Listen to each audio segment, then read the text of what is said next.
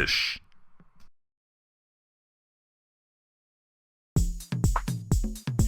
Welcome and good night to another episode of Food Fete-ish, and tonight we have a special connection going on here tonight.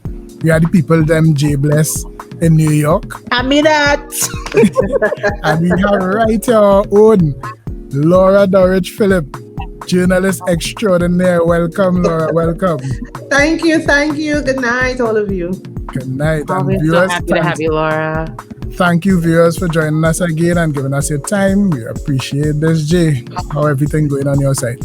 We got Laura, and Laura is so amazing. And I'm looking forward to this amazing interview, plus the Rabs, because Yeah. We have our little rams coming up. Slide. Jamie, you finally get me. J Bless, you finally got me. I get you. So, Laura, like I always ask every guest, a very simple question. Who is Laura Dowrich-Phillips?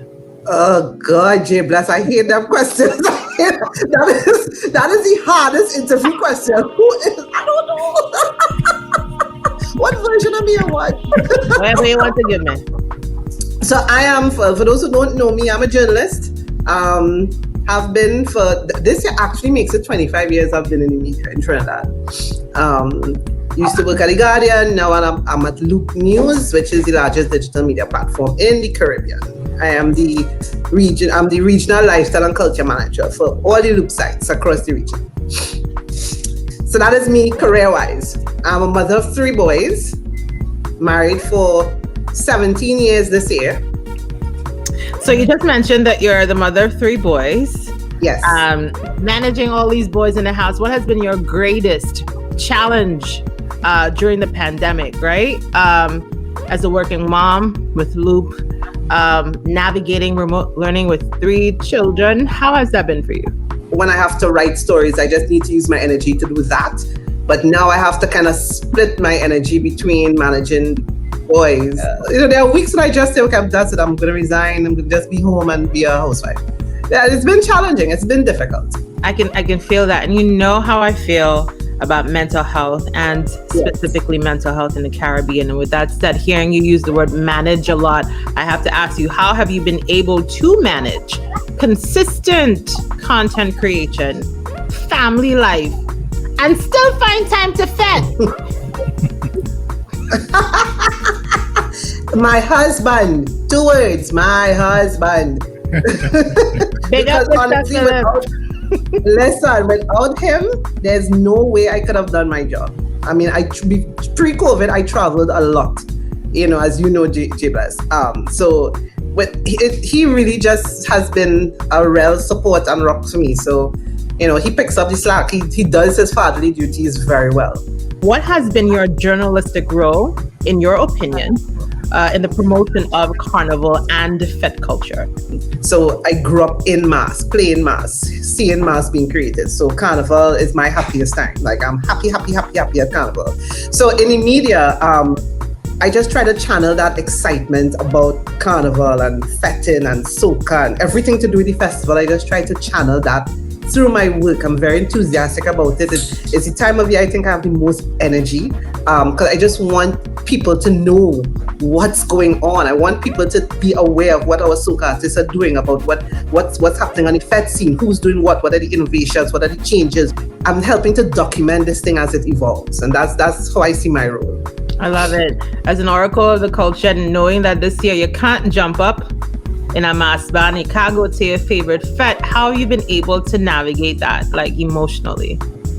I found it a little more challenging to maintain the enthusiasm for, because it's the same thing all the time. I wanted to do something more on the cultural side, like more analytical type of writing. So I'm actually working on a really cool series that is going to, look at our history of Carnival and stuff, which I'm very excited when it comes out. So yeah, it gives me more time to do that kind of work. What has been your all-time favorite Fete experience? As a journalist? Or just as Laura? What's your favorite Fete experience? It will have to be Army Fete The year Ronnie McIntosh sang Donkey. Wow. Listen, at PSA grounds, I was a little slimmer. and I stole their shoulder. And Ronnie was singing, and I had on a green short pants. And Ronnie was saying, look the donkey in green, look the donkey in green, look the donkey in green. And I was in front of the stage. I was the donkey in green. But Insomnia took it a notch higher. It was a little more sophisticated. But I will never forget that first year of Insomnia, seeing the sun rise. They had the stage, the backdrop of the stage was the sea. Seeing that sunrise while Marshall was singing, water pouring from the hoses. Listen, it felt spiritual. I almost cried. That was the best moment in Carnival ever. It is. So we're going to head out to the break, but before that, we're going to do the Massey Store's Food and Fete flashback, and we have a box, the Butcher Box to unbox. We're going to take a little inspiration from Fetes and Jira some things. Right? So outer Fete, outer break. There we go.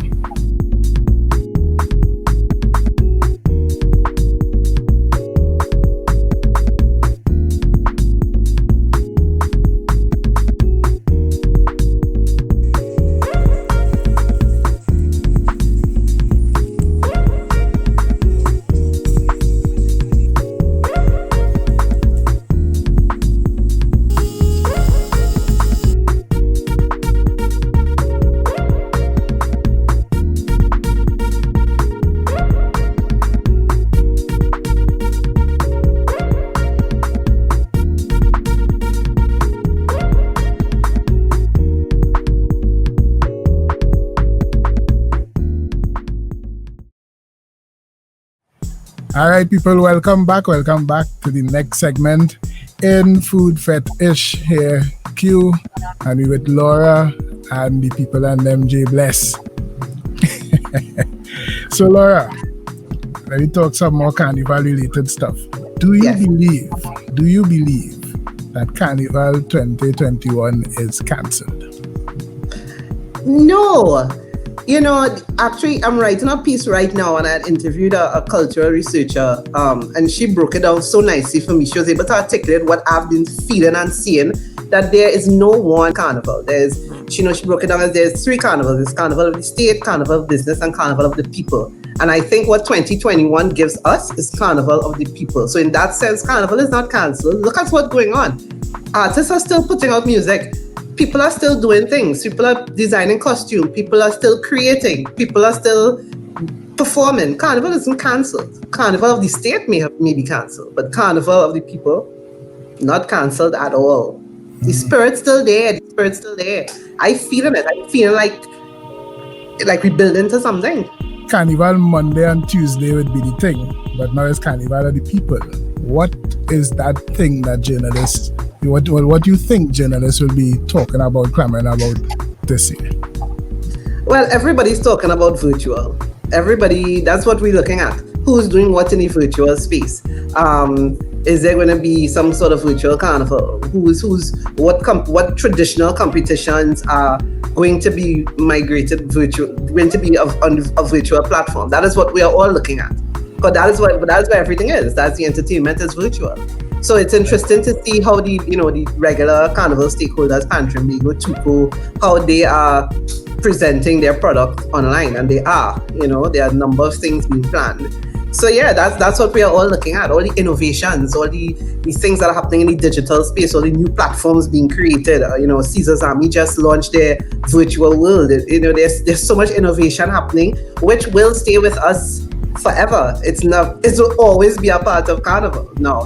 So I think this is a real inflection point for Carnival. There's a real turning point. It's a reset. Yeah. Novel treats in Fetes. How important is that to you? You don't want to give people the same thing they're seeing all the time. The beach house. They are Carnival, we Carnival Thursday. They well distinguish themselves with the food. In the early days, you get a pig roasting on a spit and them kind of thing, and you wouldn't see that in earlier Fetes. So it's really important because nobody wants the same old.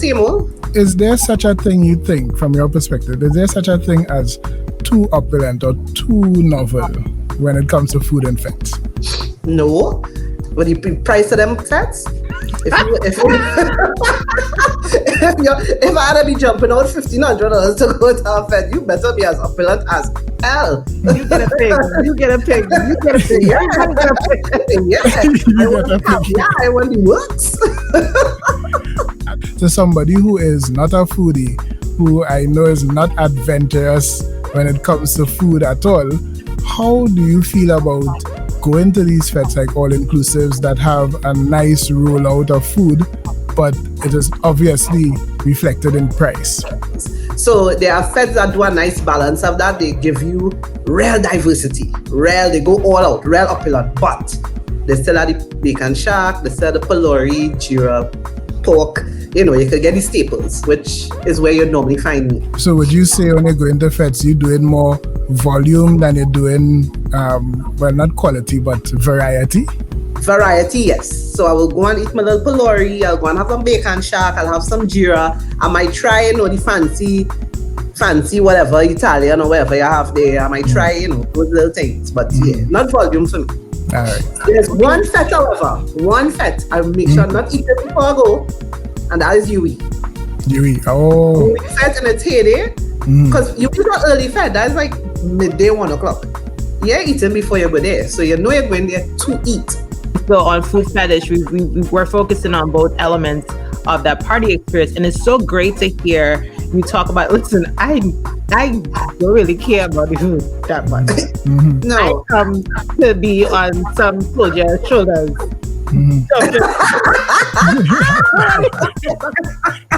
Yes. I went to place in front of the stage. I can't look at performances down in the back, so I had to go to the front early. So you had to get the food thing out of the way quick. It's the front of the stage, woman. Yeah. How you can enjoy your fete in the back now?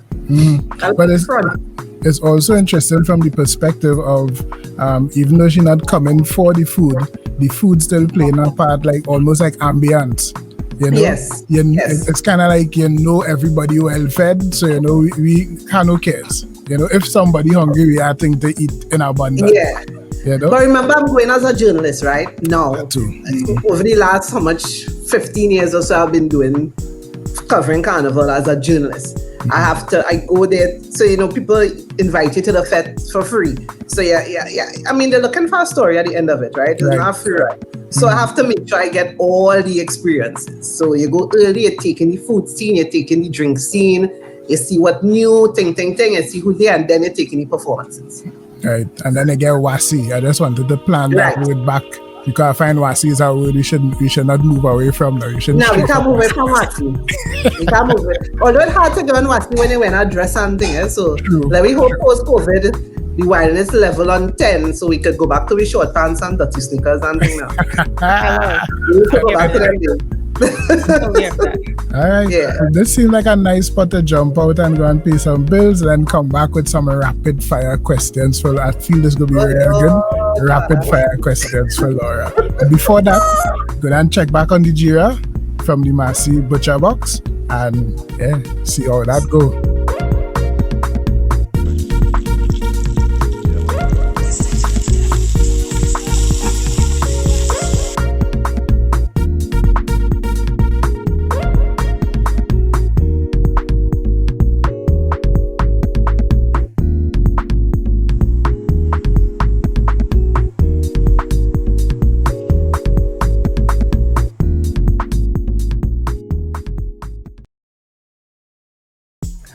All right, people, we're back. And this time, Laura, strap up, get ready, brace yourself. We are going into the rapid fire questions. Yes, Laura, you should definitely take a deep breath right about now. And then exhale. Okay, already. There's only one rule of engagement for this segment, and that is you must pick one answer. All right, we don't want a long story. We don't want you to tell briefly up on why you choose it. Just pick one. Okay. All right. Okay. All right. Okay, you ready? Ready? Yeah, Strap in. Q, kick it up.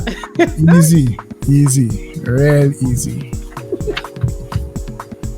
We eating before we go to the fete, or we go into the fete to eat? we go into the Fetes. All right.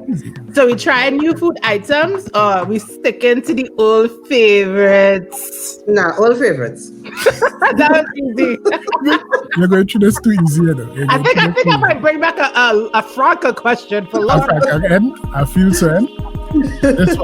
This one, simple, but I'd like to hear what you had to say. Old mass or pretty mass? Pretty mass.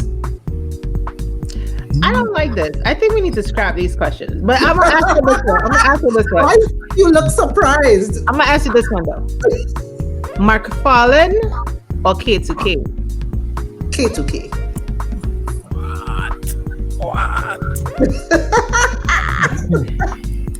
Olive make sure she is the queen of Carnival 2022. You understand? She deserves that costume. Well, all right. Okay. That is what. You're going to a bougie all-inclusive. You're wearing wedges or flats? Flats. I can't wear no wedges. You know what? I thought this was true. I know she's so true. though. All right, so free But time. there's tricky questions. Come down, man, Olia. Come You down. know what? I don't like this. I don't like that the guest is now like balling up on me like we got. Jen. You know? All right, Laura, free time or tree canal? Damn it. One. You get one. Both. No, I'm not choosing. you have to. That was I like a them long both. engagement. No, I like them both. No, okay. You like one more. The one better. Okay, I'll choose Tree Canal only because there's do Juvie. So You don't have no backup. okay, Tree Canal. Choose Tree Canal. Tree Canal. Cool long vibes here. For cool long vibes, Maracas Beach or Las Cuevas? Marcus. Now, Q, I think we need to ask a question we asked Franca, yo. Ask it. So, Bishop's Fete or St. Mary's Fete? St. Mary's. I don't like her.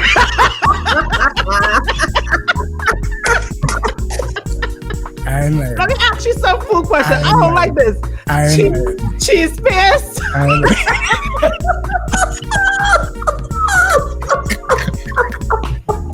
Nah, this woman just walk over the questions like it's not like it's no scene, no. You know what? That's why she's our boss. You understand? That is why she's the hardest working in goddamn Trinidad, and that is why she is the Laura Dowrich-Phillips.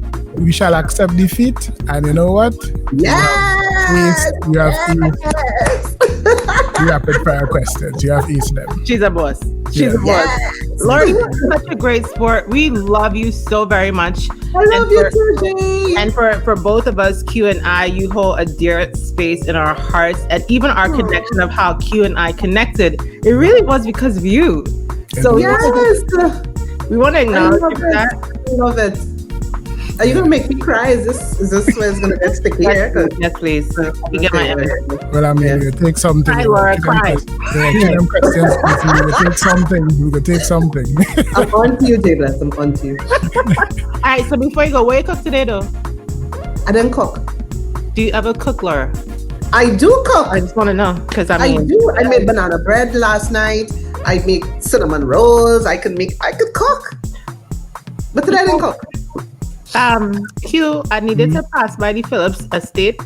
Gotta tell me twice. And the instructions are coming. I'm a management pie. I need you to try out for the longest while. I tell you no about this pie, or you don't take me seriously. AKA Melangen eggplant for international viewers. Wow. It's so good. Okay, so when we see you as the queen of K2K next year, Carnival 2020, we will stop by and try your Melangen pie. Yes. Q. This was a great show. Yeah. This was an excellent show. I enjoyed it to the max. Thank you for viewing, everybody. Jay, Oh, and wait. Before we go, we had to go and check back what we doing with the Massey Butcher Box, the Jira on. Let's see how it come out.